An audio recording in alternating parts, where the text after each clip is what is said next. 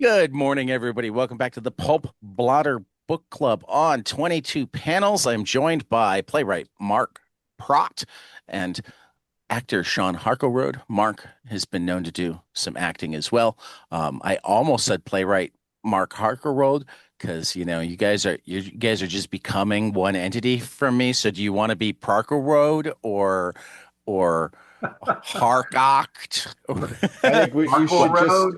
What's your relationship name? you should just call us Quado. Quado? Quaid. From uh uh Total Recall, the little Yeah, guy okay. that grows out of the other dude's stomach. Oh, I'll grow I'll grow out of there's Sean's stuff. there's a great character like that in a McCammon novel, Gone South. Okay. He's a private eye, and the little guy has a gun. It, I, Here's my shout out to Robert McCammon, if anyone out there has never discovered great I, genre horror I, writer. I have not, so I'm literally looking up uh, right now. literary fiction, uh, great stuff. Robert McCammon. Excuse me. One of the pictures of him has a eye patch. Yes, that's for his latest novel. He just wound up his Matthew Corbett series. Okay. Cool, cool. Not to be Have to confused look with at that. John Corbett. Right. Well, I mean, maybe John is going to play Matthew in the USA Network has called the early American James Bond. And if the USA Network is bothering to talk about a book, they might be planning to adapt it. Not that much actually gets adapted direct to TV anymore because TV's like dead. Speaking of TV, these are adaptations of the What the are we Walt talking Disney about today? 50s Whoa! TV That was a roller TV coaster ride. Zorro series. Um, Uh, I think I which can. Sean and I had a conversation the other night, and I think we can both agree these are actually better than the TV show. uh, Right. I can only assume so because the only things I don't like about these are so clearly for the TV show.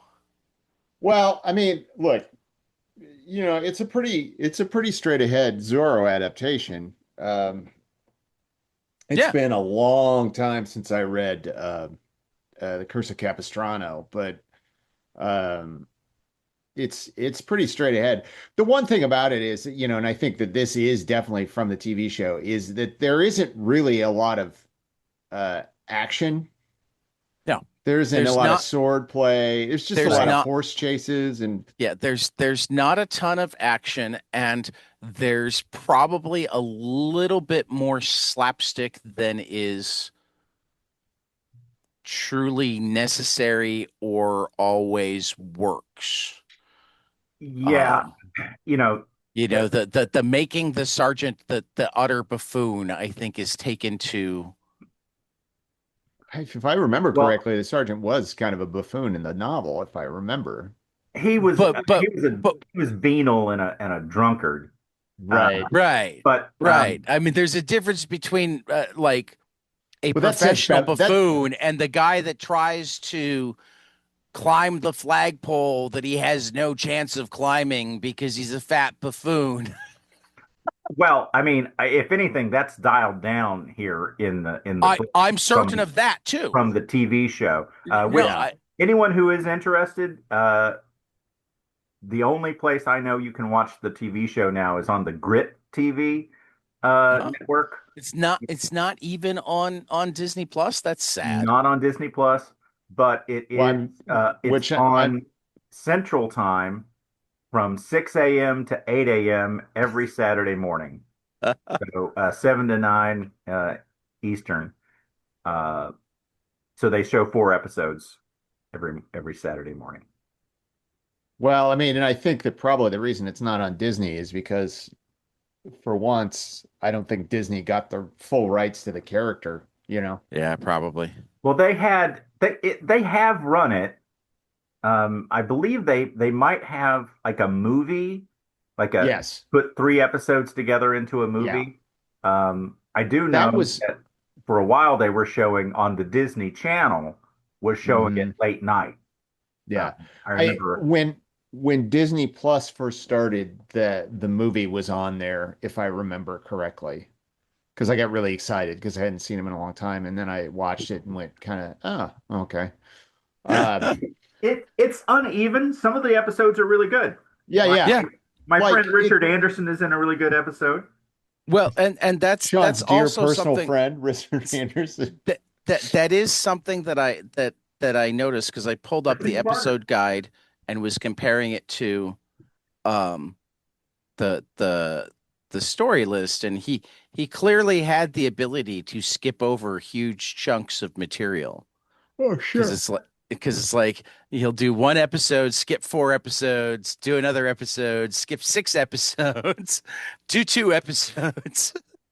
Well, I mean, I think, and I say this as I have, as I usually do when we tape on Sunday mornings, sound down, but I have the Adventures of Superman uh, screening me behind the computer. Um, I think if you that's think it's 1958, 1959, mhm. Yeah. um, this is a children's, it's an adventure show. Hmm. You've got Adventures of Superman, you've got the Lone Ranger and Zorro.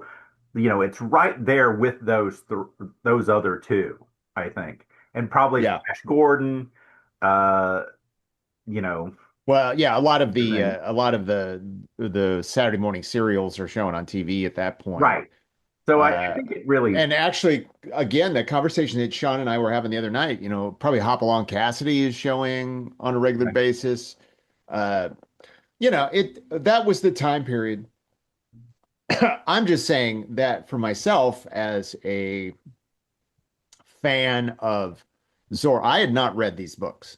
Right. But as a fan of Zorro, and I should have been more aware of the fact, that it was adapting the TV show. I was kind of shocked at how little swordplay there was, how rarely the bullwhip came into play. It was just sort of surprising.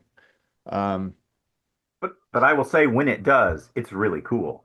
yes, Yes. He really I handles just, it really iconic when yes, that whip comes out or the stance he takes as he's yeah, fencing. yeah. No, I think that, I think there it couldn't help but make me think of the Banderas film, which to me was sort of like, well, this is kind of perfect. It was just Okay. I, like, I do need to correct something. 3 seasons of Zorro are currently on Disney Plus. Really? really, Or no, That, I'm sorry, maybe only 2 seasons. well, that's uh, I had not noticed it. I So have I literally just looked it up. my well, damn algorithm wasn't listening to me. I will say that Yeah. Grit until a few months ago showed it every day Yeah. at 11. Yeah, So maybe that was a change. 78 episodes over 2 seasons are on Disney Plus right now. Great. Well, I'm going to go look for that. Yeah. We'll have to check out well, I've seen it, but the As well Amy as Pillow the episode. the the Sign of Zorro, which is I think the aforementioned movie. Yeah. With the great, great Guy Williams Right. before he got lost in space. Right. That's right. So there's an episode, I think it's a two-parter with Annette Funicello, and the reason she's in it is Walt noticed how smitten she was with Guy Williams. She just had like a little schoolgirl crush on Guy Williams, and Walt was like, "We need to put her in Zorro." There we go. Um, it's a cute episode. Yeah, no, I talked to Chris Ryle on Friday afternoon, an episode that will probably go up before this, but isn't up yet. And we talked a lot about his Megalopolis adaptation, but we talked about Mm, adaptations in general. And one of the things that was great for him with the adaptation of Megalopolis is like every time he was talking to Coppola, Coppola would say, "No, no, no, this isn't my Megalopolis. This is your. How do you think it will work best? Do that." right. Which is not at all the direction that you normally get Right. with licensed properties. So I will say that even back Well, in the that 50s, what I see here is a book that Alex Toth drew the hell out of, Yes.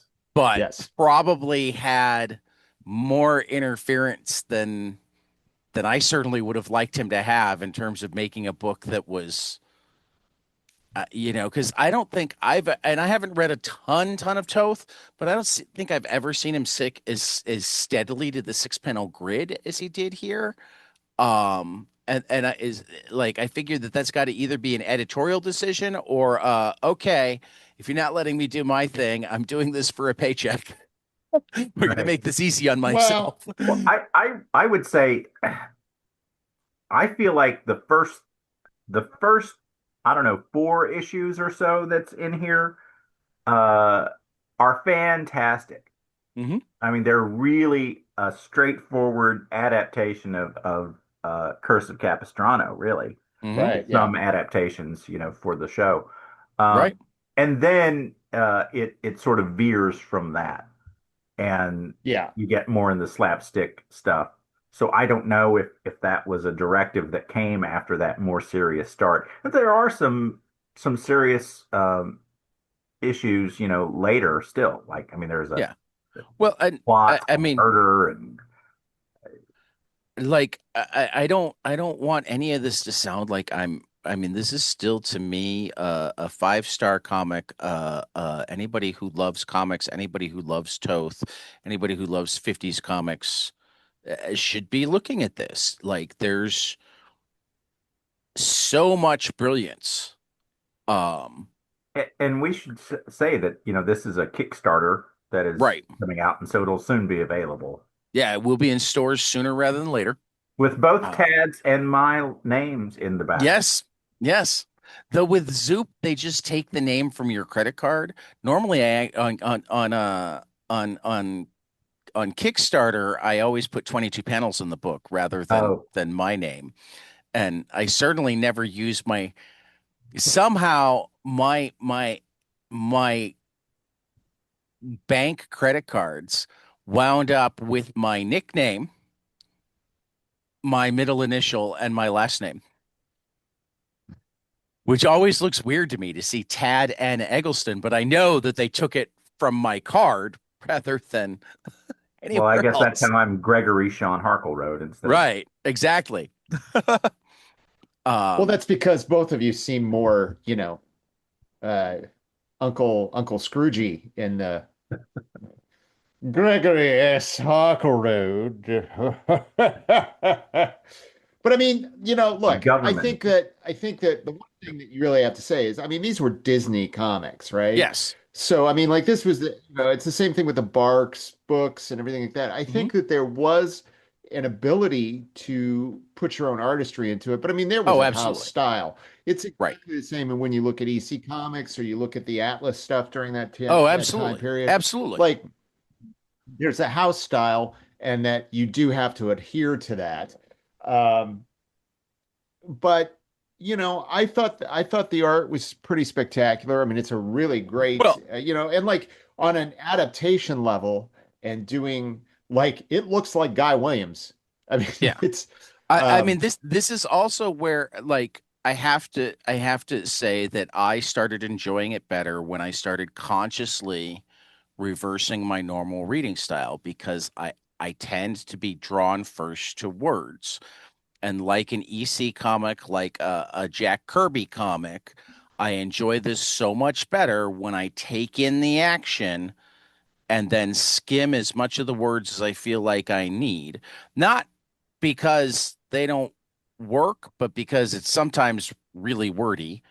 Um, And because they sometimes add stuff and sometimes don't, and really, really sound like a 50s Disney TV show. I mean, if you love the dialogue in 50s TV shows, then go for it. But like, even when I was a kid, the only thing I didn't like about Lost in Space was the dialogue.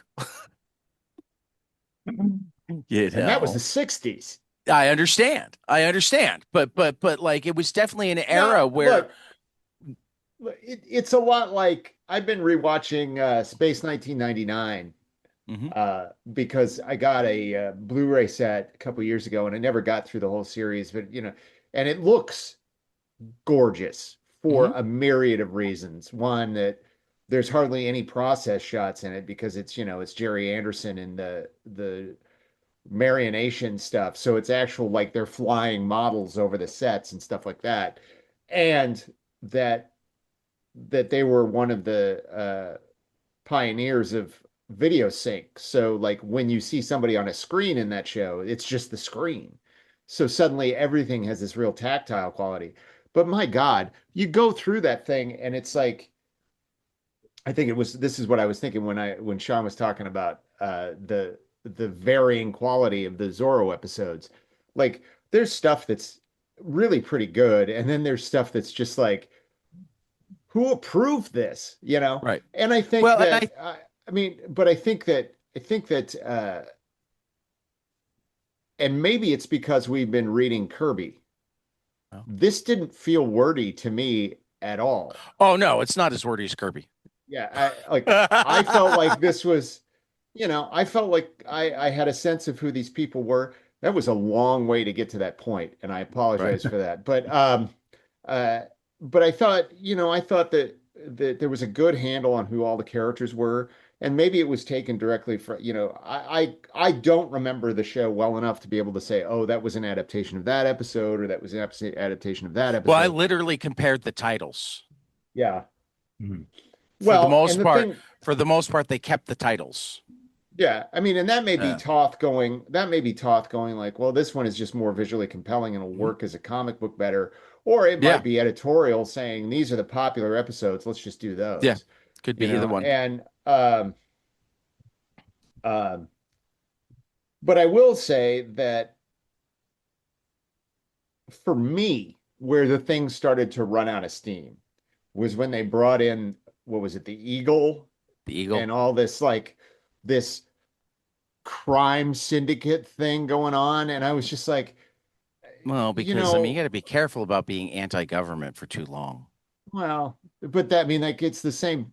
That really gave it a punch reading it right now. Well, I mean, it's also like there were things that surprised me, like where the captain is removed from the story, like completely.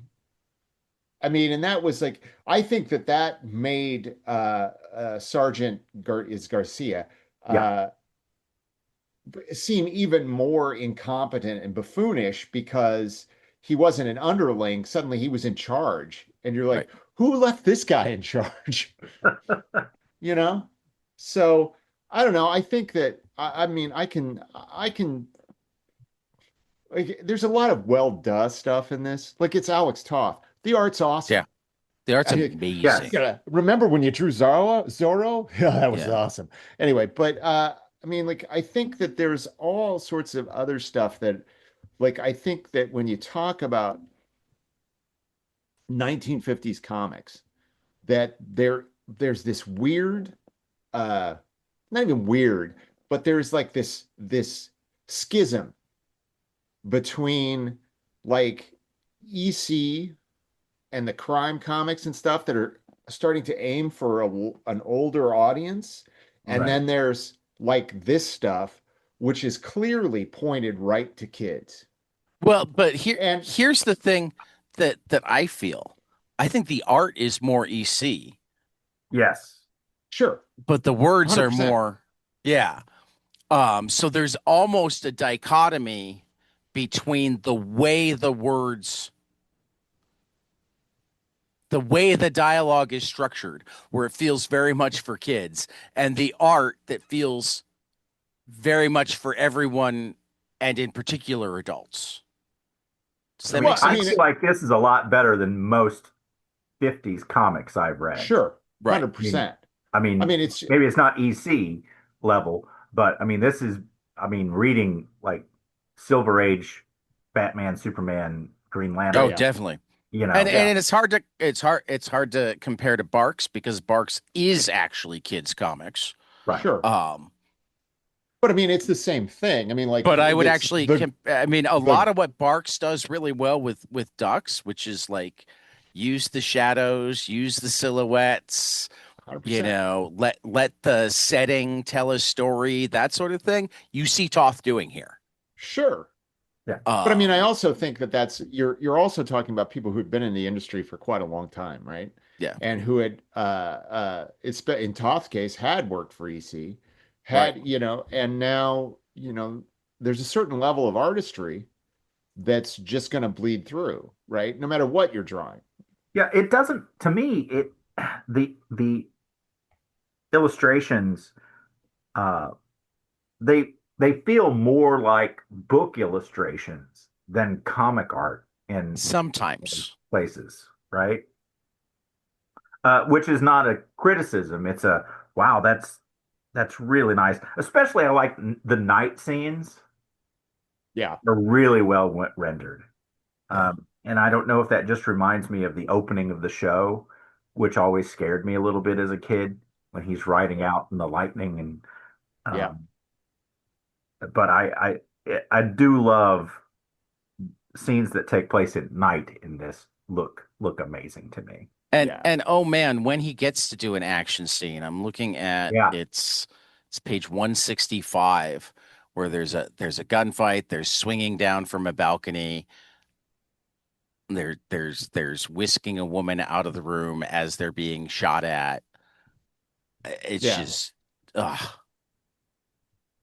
Yeah. I mean, I guess it's just and it's not to say that there's no action, but it just No. seems like there's an awful, I mean for like Zorro, there's an awful lot of come tornado, let's chase them, right. or they're chasing us, or I'm gonna send Tornado off uh Right. by I was himself. gonna say this a little bit earlier, and then I got distracted. Um, like I think one of the big differences um between comics today and comics in the 50s, and it's been a gradual thing in between, and also TV today versus TV in the 50s, that has been a gradual thing in between, is who took them seriously from a creative standpoint. Like in the 50s, if you were a writer, you didn't want to be writing comics or TV. You wanted to be, for that matter, if you were a director or I mean, in the 50s, when it came to TV, like almost nobody in it wanted to be in it. They wanted to be in film. But like if this was what paid the bills until they could get there, all right. Um, which doesn't mean that meant all of them, because there are always people who see the power of a medium early, and Sure. there's enough in Bill Zorro to Ball. say that some people working on it probably saw that, but the basic reason why the TV show didn't have enough action, and therefore why the comic didn't have enough action to adapt, is action's way more expensive to shoot. Well, 100%. Also there was much more sensitivity to what you could show or I mean, like if you go back and watch the Lone Ranger show, I mean, like he's not shooting people, you know? Yeah, though, I mean, this is They another shoot one of their those. hands. This is Yes, another, yes. and I don't necessarily want to go a deep dive on this, but it's funny how much mores that involve corporations' behavior often also align with what's going to be most profitable for them.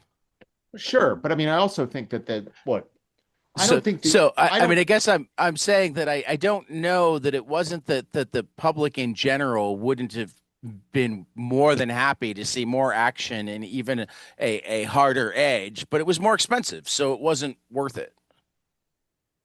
I think that that's part of it.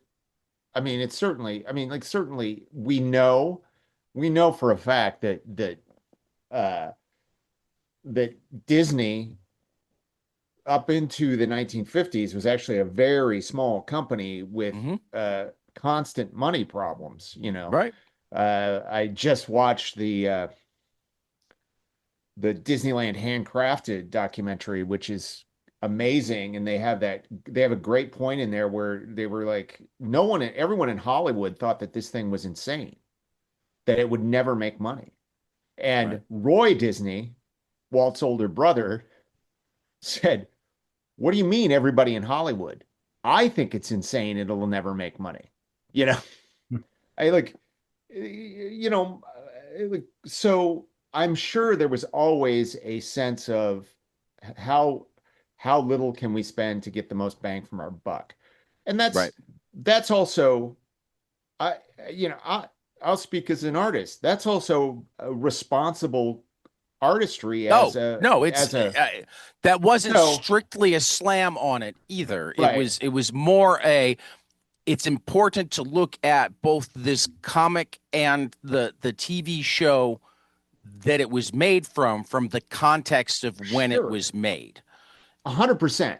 Yeah. 100%. But I'm also going to say like that as uh you know, I would say the second half of the 20th century is entirely, in terms of fantasy storytelling, let's put it that way, is a story of rapidly accelerating mainstreaming of that type of storytelling, Yeah. you know? Like, um,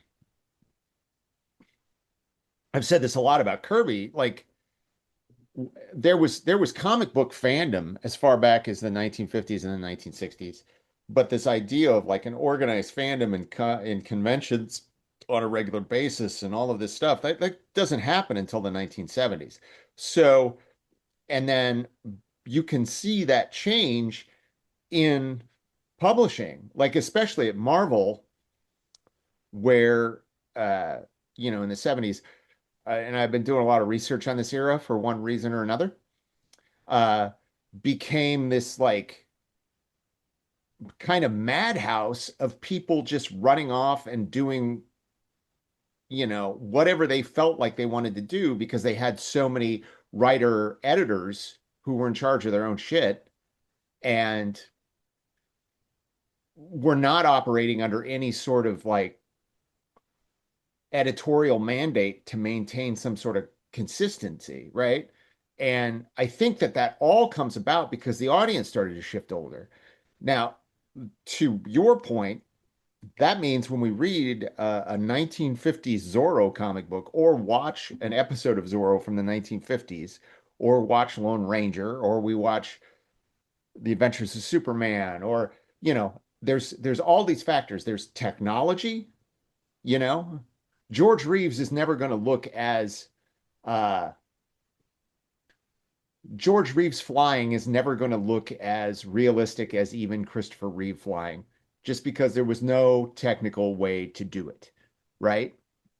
Uh, and but also that the sensibilities were much different, you know? And I do believe that that is a cultural thing, and I think Absolutely. that that shift, like even when we think back to within our lifetime, there's this huge shift that happens in television I mean, when the Sopranos opens, right. I mean, because I guess the point I was making is that art has a huge influence on culture, and sure.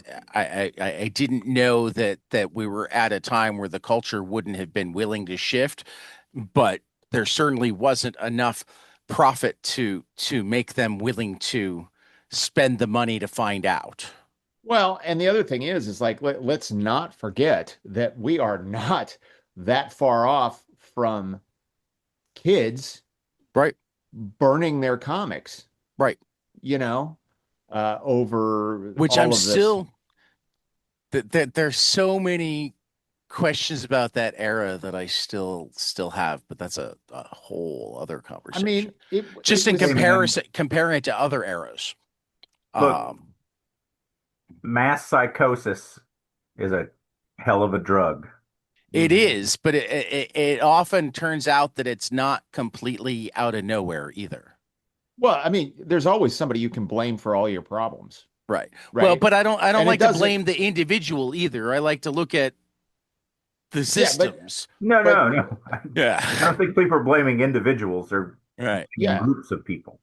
yeah, Yeah. exactly. I mean, there's always some group that you can say this is what's causing all of my problems. And 9 times out of 10, uh, yeah, that group has a factor, but then there's also all of this other stuff, Oh yeah. and Yeah. Oh yeah. and but it's just so much easier to point your finger and say that Hmm. because I can fix that and I don't have to change myself, right? That I'm is what starting people with the like the man in the mirror. most. I'm asking him to change his ways. Wait, what did you say, Hey, Ted? I'm sorry. I said that is the solution that everybody likes the most, the one that involves them not changing. sure, Right. That right. is the most popular solution to every problem. It's not me, it's that guy. All I can say is, I'll quote Plato, moderation in all things. Yes. Mickey Mouse's dog said that? I said Plato, not Pluto. Oh, But sorry, an bum. old joke. But has anyone Robert read, McCammon uses the same typewriter I use. you use a physical typewriter? Not as much as I'd like, but it's one of my most prized possessions. I have an Underwood old one I Standard keep Port meaning to restore. You need Underwood to, Standard you know, Portable came off the line in 1928. Awesome. Yeah. you know what, Ted? What There's your opening to get Tom Hanks on this podcast. is it? He collects typewriters. Right. So Well, does Eddie Vedder. and I mean, and Bob, I would like to, but I don't have enough space. I do have more than one typewriter. I'm not Bob, talking about you collecting illustrated more his book. typewriters. I, and, Now I know you know, Bob illustrated his book. Yeah. I'm going to dial back just for a second. You had Chris Ryle on your show, and you didn't ask me to join in. It Talking was about talking about Megalopolis, one of my most Mark. interesting movies of the Uh, last 2 years. are you at work at 3 o'clock in the afternoon? I could make time for lots of things. Okay, I'm sorry. I didn't even know Chris that. Chris will definitely be back. We had a good time. Is the And Megalopolis adaptation out? yes, Yeah, it came Not out aware at of the same time the movie did.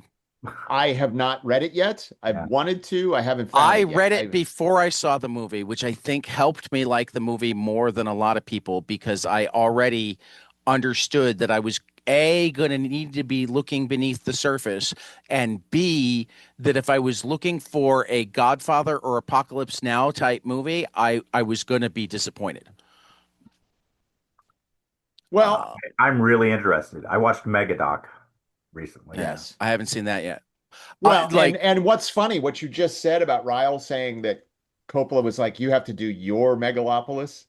That's like totally reflected in Megadoc. Like that's, you know, well, here is what I'll say right now. Like I wound up, I mean, I already loved the comic. I finally saw the movie because I had Ryle coming up. I loved the movie. So, like I'm telling you right now that we can get another like deep dive Megalopolis something going. well, I mean, and the thing was, is I also told you that I wanted to talk to him about Origins of Marvel, the reissues, and I Yeah, we think didn't even get to that stuff. We didn't even get Sons to of that stuff. Origin is I coming mean, out. it, it, it, there will I be more It's out. there Sons of there Or- will I, be more Ryle Sons of Origin. conversations. This one actually came together really, really fast because Shelley Bond thanked him in her most recent book because he reached out to her so fast after DC had let her go that like she didn't know anybody knew that she was employable. And she didn't know him Yeah. at the time. I actually went to sorry, we are way off topic, but Yeah, now I'm thinking but about yeah, Chris no, Ryle. it He was one of the first when I first was at San Diego and I went to like a creators roundtable thing. It was like speed dating for creators or whatever. He was okay. one of That's actually the how a comic that we recently featured came together, a speed dating session at C2E2. but I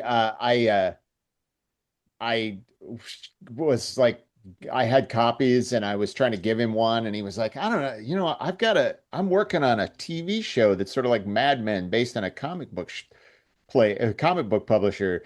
This sounds like it's right up your alley. And I'm like, yeah, yeah. And he never I got a hold of did me. actually plug your trilogy to him. Yeah.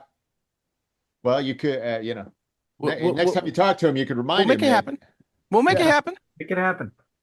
We'll make it happen. I'm ready to send books out to anybody. Anybody. Anyway. Um, Has Well, okay, I will start. You guys go back to talking about Zorro, and I will start writing an email to get his address for you. have any of you? I looked at them at San Diego, and just packing space is always at a premium. The IDW books on Toth, the Genius books. There's yeah, Genius yeah, Animated, Genius Illustrated, and I think there's a third one. There yeah. is, and I have skimmed them Yeah. because they at least used to be available on Hoopla. Let me see if they're still available on Hoopla. If I remember correctly, like there was a lot. I remember reading a lot about Toth and that he was sort of a miserable bastard to work with. Except when he wasn't. Well, that like he was one of those people who was very, very much like, I know the best way to do everything.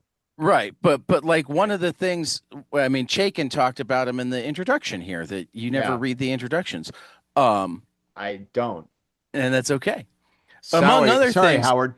as soon as there was a woman in the room, he was the consummate gentleman Sure. until there wasn't.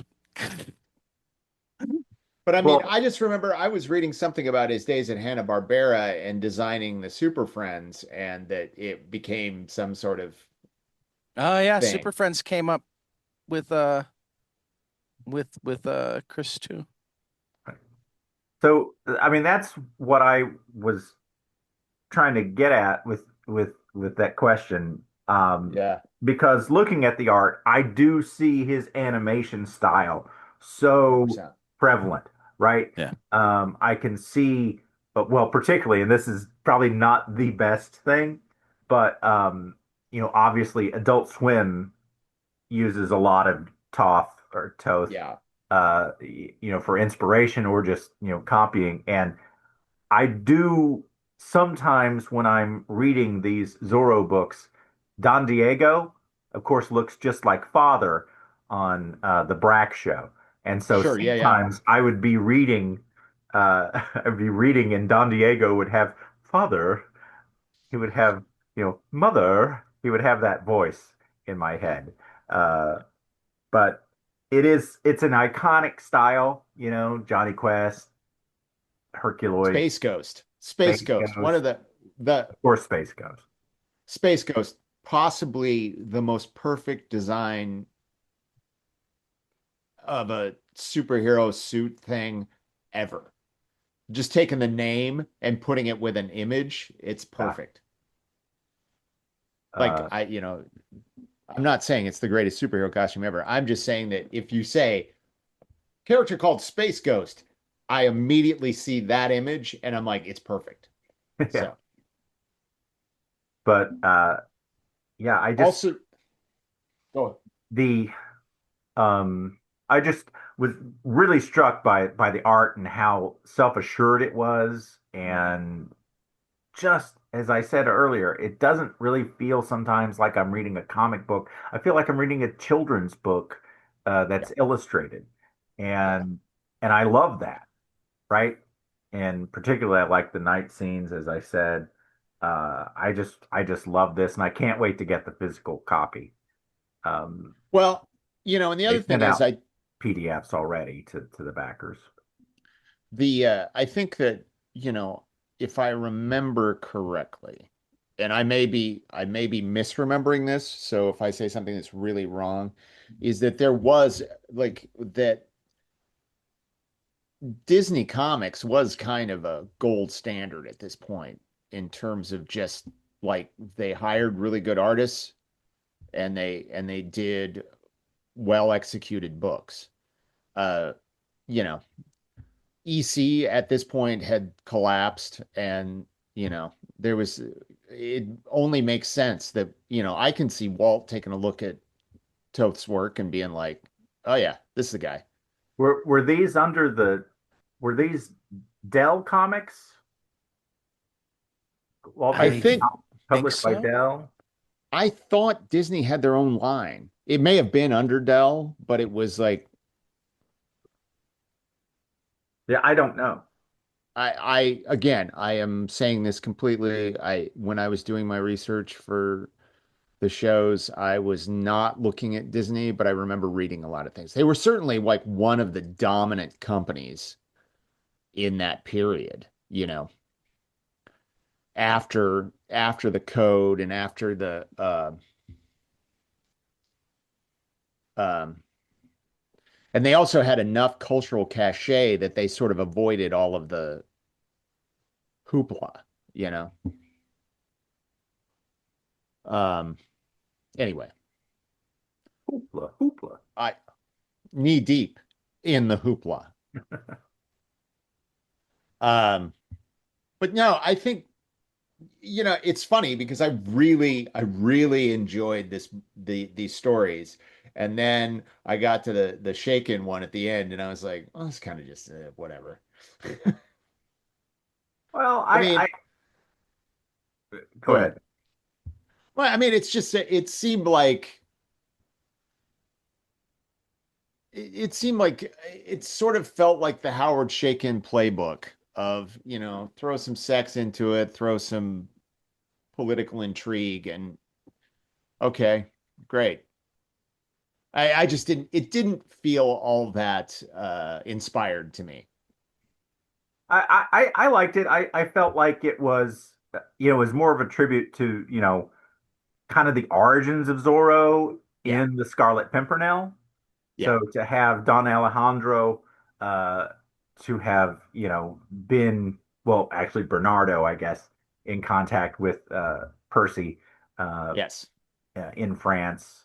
Um, and I always, I remember I was in junior high school when the Scarlet Pimpernel movie came out on TV, and we were all quoting they seek him here, they seek him there, the next day at school, which I know sounds very strange, but we were really into the Scarlet Pimpernel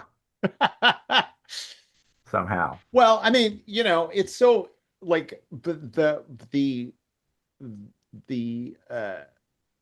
DNA of all of these characters, you know. Bob Kane liked to talk about Zorro a lot in relation to Batman.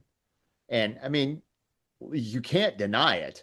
I mean, you got the cave, you got the butler, you got the horse, you got the equipment, you got the black suit, you got, Yeah. and you can't talk about Zorro without talking about the Scarlet Pimpernel. And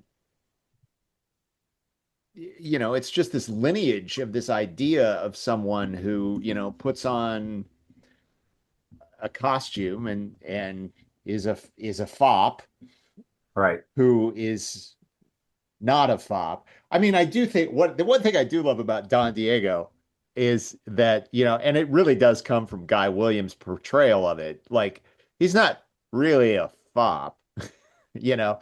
It's just like he's just kind of I like Effete. effete. Yes, I like playing guitar. I like reading poetry.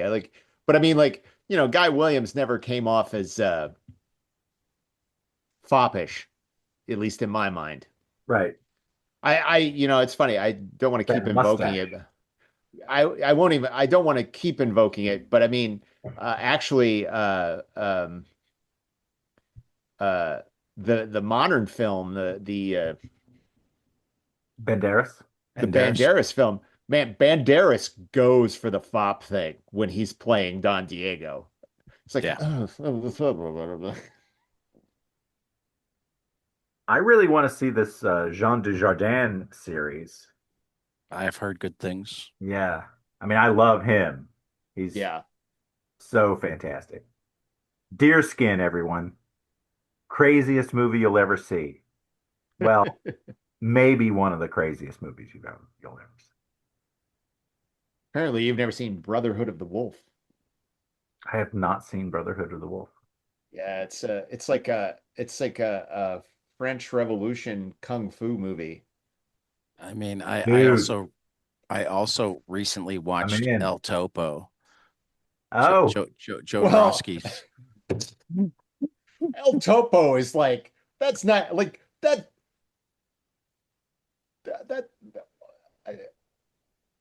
Different kind of that's like crazy. Is that what you're that's saying? a different kind of crazy. That's just like, like all you got to do, all I you did. have to do is watch Jodorowsky's Dune, that documentary, and you realize Oh, I that that love man Jodorowsky's tune. is out of his mind. And like But he's a mostly in true really cool artist. ways. He's a true artist, but like, and he doesn't give a fuck. He doesn't give a fuck about the modern mores. That whole thing where he's talking about if you really love a book, when you adapt it, you have to it, and I'm like, did you just say that? Because, dude, uh, you know, and I'm like, uh, it wasn't even that. He was like, how you do you have to even marry. spell that? It starts with an R and ends with an E.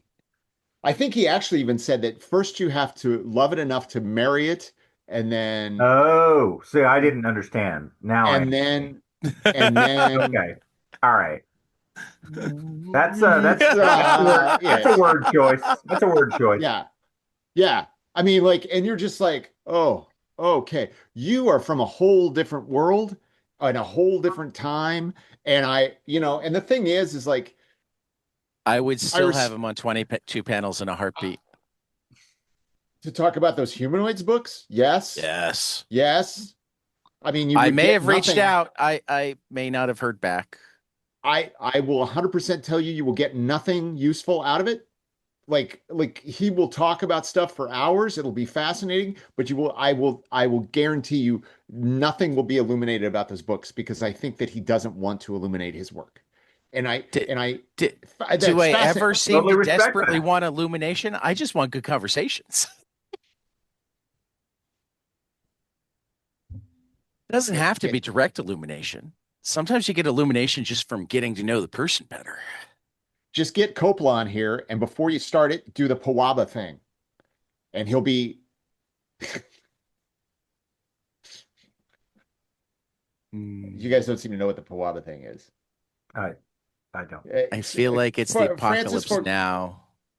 Francis Ford Coppola, ever since he was a theater student, when they would begin a production, he would get the entire team in a circle, Oh, and okay. they would go Pawaba, Pawaba, Pawaba, and it was supposed to bring good fortune to the production. Mm. So he does that on the first day of shooting of every show, of every movie. I love me some Coppola, and I love his craziness. He is a fascinating Yes. guy. Mhm. But anyway, that's a whole nother thing there. Is it really, really weird that as much as I love The Godfather, until Megalopolis, my favorite Coppola movie might have been Jack? I have never That's seen Jack, actually. that's weird. I Uh, mean, look, if that you'd was a said journeyman effort from him. Like he just directed, yeah, right? he needed money. Like when he was Yeah, Uh, well, I mean, all the almost Rainmaker. everything between Apocalypse Now and Megalopolis was because he was paying off debt. well, no, because Apocalypse Now made a shit ton of money. It was Yeah. one from the Cotton heart. Club God, got him, right? well, one from the heart. is where he Okay. tried to build Zoetrope into an actual movie studio. Okay. And man, read about the making of that movie. It's crazy. Like he had understudies for the cast. Oh. And I'm like, but uh I think that'd uh make a great stage play. One from the Heart. Oh Yeah. yeah. Yeah. Um the I also honestly think that Jack is one of Robin Williams' better performances, and I love I Robin will Williams as check well. that out. I mean, honestly, uh like I think that we Ted, don't we don't give wow. enough credit to things that are not over the top. Sometimes doing something subtle and quirky is harder. Sure. 100%, Tad. 100%. And that's what That's I feel about 100% Jack. true. I Jack is don't this weird story where you've got this, like, it has one point, which is, Robin Williams' character grows at what, 4 times speed? sure. So by the time he graduates high school, he's almost 80. Um, I and I uh, just and other than that, it tries to treat it. I mean, in a lot of ways, it's just a series of vignettes of what would it be like to be the 16-year-old in preschool, or the 16-year-old body with the yeah. 4-year-old mind in preschool. How Yeah. did the No, no, parents no. cope with that? I mean, I haven't watched I it in a don't while, but I've always I thought, think I was shocked when I discovered that it was Coppola. But when I discovered it was Coppola, I also went, you know what? That makes sense because he would pay attention to the details of doing this right. There are yeah. movies out there, man, that are so much better than anyone Yeah. remembers or thinks. Yeah. Yeah. So many forgotten gems. So I'll check that out. I don't know if it's Yeah. streaming anywhere or I'll check I right now I while we I go mean back to like Zorro or yeah. other Coppola, Go back to whatever. Zorro. Um, Francis Ford Coppola's Zorro. I'm in. I Okay. mean, Oh God. so I mean, the Chaikin. I mean, the artwork I liked, Oh, Yeah. Riso. and Yeah. I mean, it was definitely a tribute to Toth. I mean, you can see he's using those models, I think. Sure. Yeah, 100%. Uh, but again, darker. I mean, the throat, the slit throat there. Right. Um, Oh, look at that. It is on Disney Plus.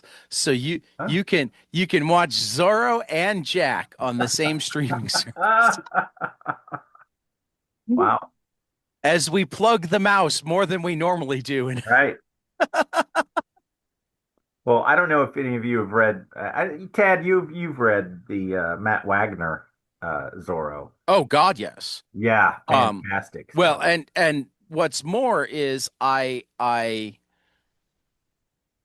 one of the reasons I read the Matt Wagner Zorro is the first volume gives credit to Isabel Allende because Yeah. it's very much based on her novel reinterpretation of, why do I Yeah. forget the name, Capistrano, Curse of Capistrano. Curse of Curse Capistrano. Capistrano, which until Wagner's adaptation of it was probably my favorite Zorro, and now it's a toss up between the book and the comic for my favorite Zorro. But then he continued on from there. He also got to tell me a great story about when he got to spend 3 days watching movies with Quentin Tarantino while they wrote the script for Django Zorro. Oh, wow. Go listen to the Matt Wagner and Kelly Jones episode of 22 Panels Oh, if you wow. want more Matt Wagner details. and Kelly Jones. They did Dracula together. That's why they That's, were on. yeah, okay. The third Dracula Kickstarter was recently. Yeah, yeah, yeah. It was a fun conversation. I'll Matt's bet. a good guy. Kelly's a good guy. I look forward to talking to them again. Actually, though, my favorite of the stories he told, I'll tell most of this story. He was a presenter at the first Eisner Awards. He was also up for an Eisner, but he didn't win. And then he was in the elevator with his wife, and just before the door closed, Will Eisner and his wife got in the elevator as well.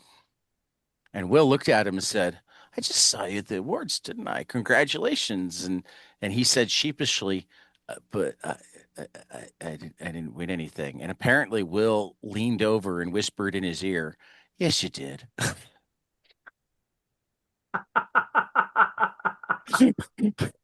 Kind of reminds me of the Paul Levitt's Bob Kane widow story. You guys have heard Yeah, that, right? yeah, yeah. My Mrs. other Kane, fun. no Yeah. one really likes your husband. Well, I've told you I That took I care. had not heard. That's a I Oh yeah. took So I gotta I'm gonna relate this story just for Sean because I heard this was that after Bob died, uh his widow, who I can't remember her name now, she came into the DC offices and went to Paul Levitz and was like, I hear that Will Eisner has an award named after him. Don't you think that Bob should have an award, in his name? And poor Paul had to be like, Mrs. Kane, your husband's reputation in this industry is not stellar. see, I in dementia care, so I can't give names because I'm controlled by HIPAA, but I took care of an individual that was good friends with Bob Kane's wife, and therefore was at many dinner parties. And apparently, even at the dinner parties, nobody liked Bob Kane. Yeah. They were all there for the wife and thought Bob was a self-aggrandizing. I mean, the number of things she would say about sometimes she'd go on rants about Bob Kane and then suddenly look up and, oh, wait, you're a comic book guy. I'm sorry. And I'd be like, no, this is Well, I mean, yeah, not one good Bob Kane story. Not one. Anyway, I'll be right back. I got to jump off for a second. yeah. All right. Yeah, no, there really aren't. I can't think of any good Bob Kane stories. I mean, I can think of Bob Kane stories that are good because he gets like punched. Right. There's I mean, when the good story about you involves somebody punching you in the face, I think that says something. right. Or Bill Mooney, how he would lord it over Bill Mooney that uh they were canceled before him, before Batman was uh Lost in Space. So you're Yeah, lording it over an 8-year-old, right? right, right. Well, I mean the he was in his 20s or maybe early 30s. Doesn't matter. Yeah, Doesn't matter. but no, I really enjoyed these books. It reminds me of um, when I was a kid. If I stayed at my grandparents' house, I could watch Mr. Ed and Zorro in the morning. Uh, they had different TV channels than we had out in the country. We couldn't have all of the reception that they did. So I just love that opening sequence with the lightning strike and riding tornado.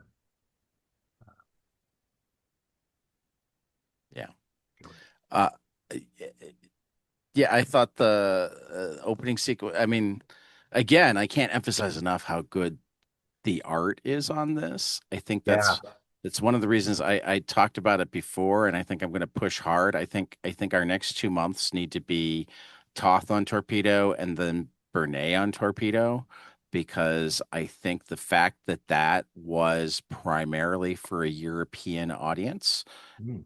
and actually I can't remember if it was a European or South American audience, but certainly not, maybe even both. Certainly the US was like the third place that the book got sold. um Between the fact that it was aimed at a different audience and the fact that that audience has different comic sensibilities, allowed for different parts of what makes Toth great to come out. I mean, that was really the first thing I mean, I mean, I grew up on Super Friends, so like I had I had experienced Toth without knowing that I'd Right. experienced Toth. And I'm certain there are other places that I had done that as well. But Torpedo was the first place that I was reading it because, oh, this is an Alex Toth book. I have heard so many good things about Alex Toth. I should read this. You know what I mean? Yeah, I'm not familiar with it, so Yeah. sounds great Yeah. to me. I do like Uh, how expressive a lot of this is, and I don't know, you know, you think oh, about like, Kurt Swan's Superman, the winking at right. the end, which George Reeves did a lot at the end of episodes, and I don't remember, but I'm just assuming that Guy Williams did a few. I mean, there are a few here where like Zorro's winking at you, like at the end. But Um, I actually loved so many of the facial close-ups. I right. mean, as much as I talked about earlier about the six panel grid and like the lack of action, it showing the fact that he maybe didn't put the same level of storytelling into this that he might have put into some of his other work. His craftsmanship, the acting of his characters, the shot angle, the lighting, whatnot, like every panel is a work of art. Hmm. I mean, it reminds me of like reading Love and Rockets that way, where it's like if you're like zooming in on a panel, you go, "Oh, I could frame this," and then you move to the next panel, and you're like, "Oh, I could frame this." Yeah, I'm interested. Speaking of that, the book comes in two versions. There's a black and white and a color version. Did you look at the color at all, I did or not did I look at the not black share and that? white. I only looked at the color because Oh, I you only looked at the color. I I love the most color. See, I mostly read the black and white because I wanted to focus on Toth, but I did one issue in color, and then Uh-huh. at the end of the book, they've got a couple of pages the way they actually looked, so you can see Yes. how the recoloring and it's where I'll say like he drew this so it could have been a black and white book, which isn't always the case when it's being colored. Hmm. B, the color doesn't make it worse, but I don't think it makes it better with the new coloring. And C, the old coloring made it worse. Really? Okay. The coloring on those two pages that we're seeing the original coloring at the very Hmm. back of the book, I'm The like, clash with the Senor Gomez hunts a fox. right. Hmm. It's like, this is bad coloring. You're taking amazing art and adding not mediocre coloring, not blah coloring, bad coloring. Um, so I mean, I'll bring up EC because there are a lot of people that don't like the Dark Horse remastered color editions. Like they think the only good color editions are whatever company had it before Dark Horse Oh, that the didn't Russ really, yeah, Cochran uh, right. reprint. Um, and I think primarily Marie Severin did a good enough job on coloring that like that is a legit argument. Um, Based on what I've seen of the original colors on the Zorro books, I would be very sad if anybody tried to make that argument.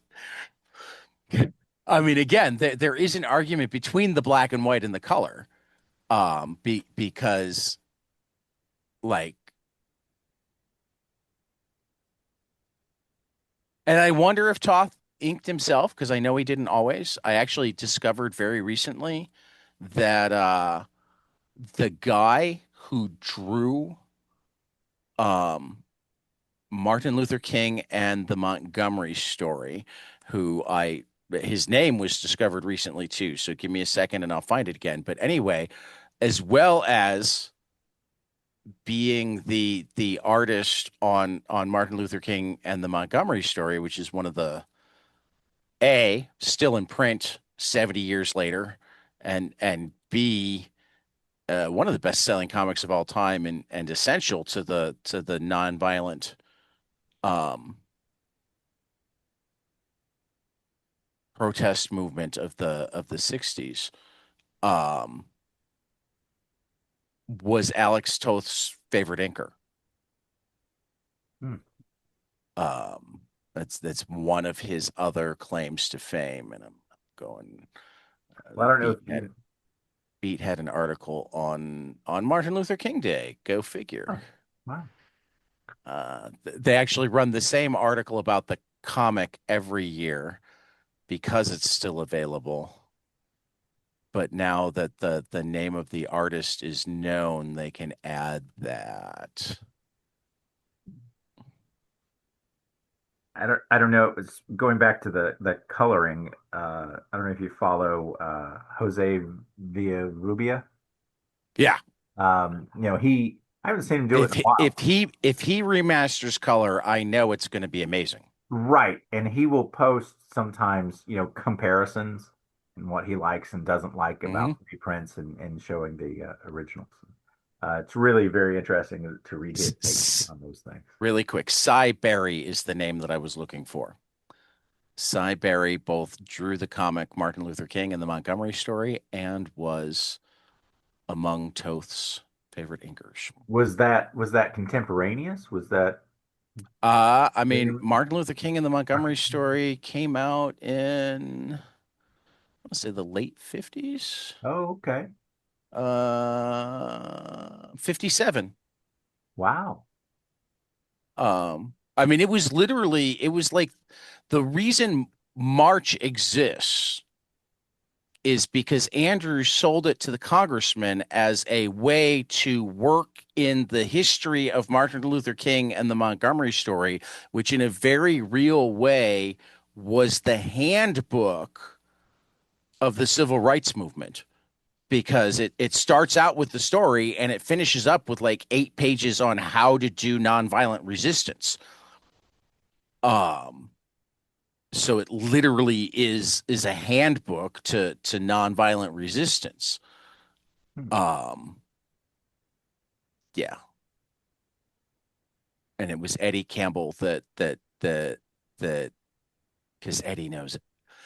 Eddie can identify anybody's art. So Right. Eddie was able to say, I think it's going to be this guy or maybe this guy. And that got us so that they only had three guys left to ask. And they wound up asking one of them. He's like, yeah, I did. Um,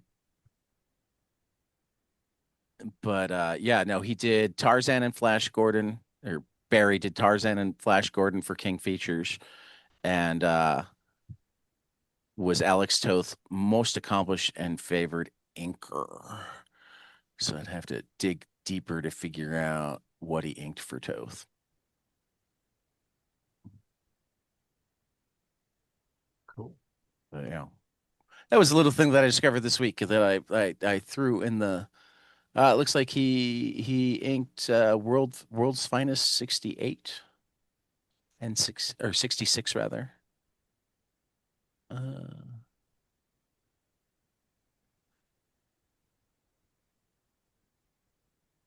oh, wait a minute here. We were talking about Genius Isolated earlier, and the 3 volume set.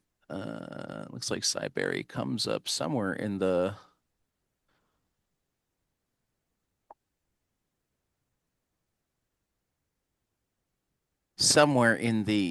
interview because the page comes up. So we'll table that. I can go down way too far down that rabbit hole, and me going down rabbit holes in real time is only interesting for so long. Right. I think we might officially be past the point where it's truly interesting. Mark, you're back. Do you have any parting shots? We should probably start wrapping up. Not really. I mean, I think that I also read the color version, Mhm. even though you were kind enough to send both. And really, that only happened because uh, I sort of like picked one and transferred it to my reader. Right. And because it wasn't I guess it wasn't clear to me from the files which one was the color and which one was the black and white. Gotcha. So, Whereas but I picked that's two and transferred them to my reader because right. I'm a nerd like that. But I don't know. I think that it was like I was kind of shocked at how much I really enjoyed it. Yeah. It really, I expected something a little more antiquated than it was, and it was just fun. And I think Yeah. that Well, and that I has think to that's do. all the Toth. Hmm. I Like mean, I think if you take the exact dialogue and then put the comic in almost anybody else's hands, it would have felt like the antiquated thing that you expected it to I mean, be. that's certainly true, but I also think that it's just so there's something elemental about I think there's something elemental about a character like Zorro, you Yeah. know? Even, I could just I'm just trying to imagine. I mean, because like action was so big in comics. I mean, I think one of the reasons why there isn't action in this is because wasn't action in the TV shows. And while you could have inserted it and or lengthened the action scenes significantly, it would have meant either cramming character development or cutting it out. So instead, Toth made the decision to make the other parts interesting enough because again, like I don't believe for a second that his Disney editorial cared as much about keeping the story coherent as they did about not crossing certain lines and making it fun and having the kids pick it up. I mean, sure. they didn't even let him draw covers. They used photo covers, which that just blows my mind. You've got Alex Toth on your book and you're using photo covers. Yeah, but Think of the you audience. also had an incredibly popular television show No, that absolutely. was Absolutely. I mean, That's what it is. It makes sense. Annette I Funicello is not buying that book, that But cover. but I that mean, makes I will tell you I there's a will. part of me that wonders why during the 50s DC didn't switch over to George Reeves covers with yeah, that being as possible yeah, popular as it was. quite possibly And because they couldn't. possibly because they couldn't. Yeah. Yeah. But Um but yeah, no, I think a lot of what makes this are the way he makes quiet scenes work. Um and I think my feeling is that's all him. well, I mean, I think that, what I was saying is that there's not as much action as I anticipated. And what I mean by that is, bullwhip, Right. swordplay, blah, blah, blah, blah. But I mean, everything is propulsive. Mm-hmm. And I think that they're all fairly short stories, Mm-hmm. especially, I mean, those I mean, a single lot of page these are ones, essentially 3 episodes in an issue. sure. But like it, like there's no room to just sort of meander. Right. And like I would have to say, like I would assume that that was an editorial mandate, you know, Well, I of mean, like, maybe, but I could see these stories being set up with one exposition page, 5 pages of action, and one concluding exposition page. I've seen stories from this era that feel sure, like that, yeah, Right. yeah. you know.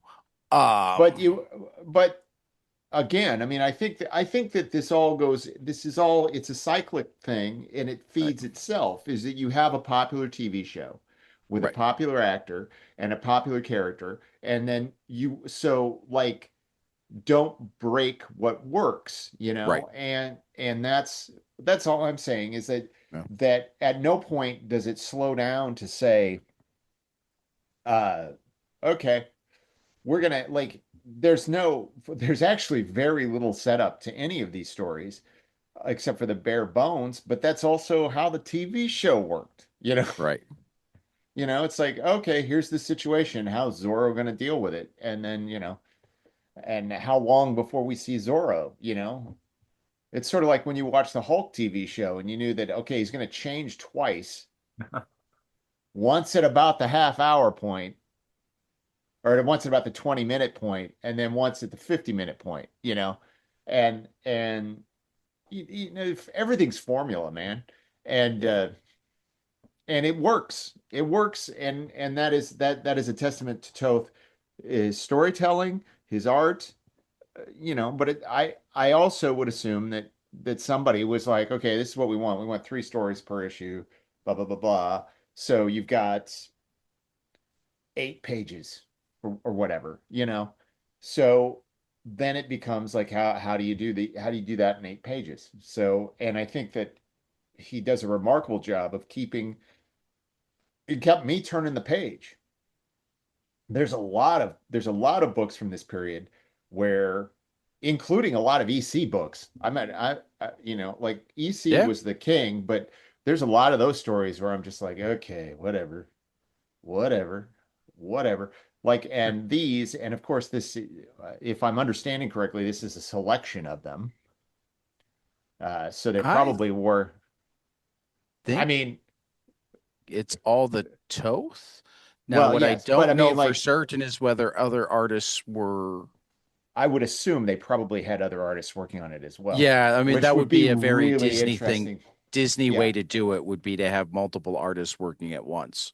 And it would be interesting to see if the artwork is, I mean, I 100% believe it was probably on model. Um, Right. Though, but though I also would not be shocked to discover that there wound up being the good Zorro artist, just like there sure, was the good duck artist.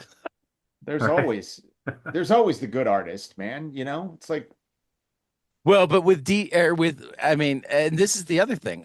Like, it doesn't say anywhere that Alex wrote this. It doesn't give a writing credit. no, And for that matter, there are no credits inside the pages we get. right.